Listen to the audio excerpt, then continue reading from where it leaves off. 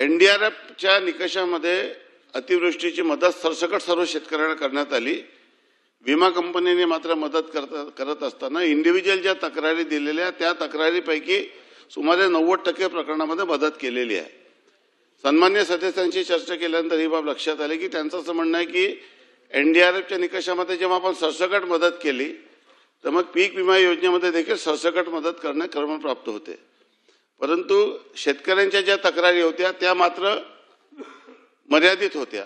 त्या सर्व शेतकऱ्यांनी विमा काढलेल्या सर्व शेतकऱ्यांनी तक्रारी केलेल्या नव्हत्या।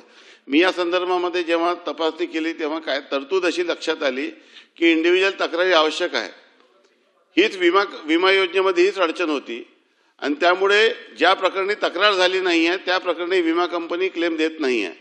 या संदर्भामध्ये सन्मान्य सदस्यांनी केलेल्या विनंतीनुसार जिल्हाधिकाऱ्यांना परत एक क्लेम सेटल करण्यासाठी निर्देश शासन स्तरावरून देण्यात येईल आणि त्या सर्व शेतकऱ्यांना या पीक विमा योजनेची मदत कशा पद्धतीने देण्यात येईल त्यासाठी प्रयत्न करण्यात येईल। बोला राहुलजी, बोला।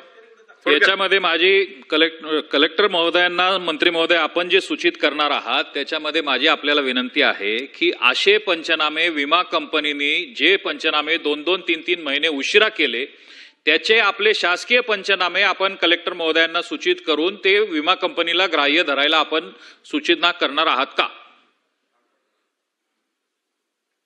शेतकऱ्यांनी ज्या प्रकारे तक्रारी दिलेल्या आहेत त्या सर्व तक्रारी निकाली काढण्यात येईल। मुद्दा असा आहे की ज्या प्रकरणी इंडिव्हिज्युअल तक्रारी नाही आहे त्या प्रकरणी एनडीआरएफच्या निकषानुसार सरसकट मदत करता येईल का, तर तशी तरतूद नियमात दिसत नाही आहे। परंतु जिल्हाधिकाऱ्यांनी या प्रकरणी मिड क्रॉपमध्ये तशा पद्धतीची ऑर्डर काढणं अपेक्षित होतं, परंतु ते या केसमध्ये झालेलं नाही आहे। तरी या संदर्भामध्ये हे सदर प्रकरण जिल्हाधिकारीकडे परत पाठवण्यात येईल आणि जर काही या संदर्भामध्ये अडचणी निर्माण झाल्या तर सभागृहाची वेळ लक्षवेधी संपेपर्यंत वाढवण्यात येत आहे। त्यांची चर्चा करून सदर प्रकरणी बैठक लावून योग्य ती मदत करण्यात येईल।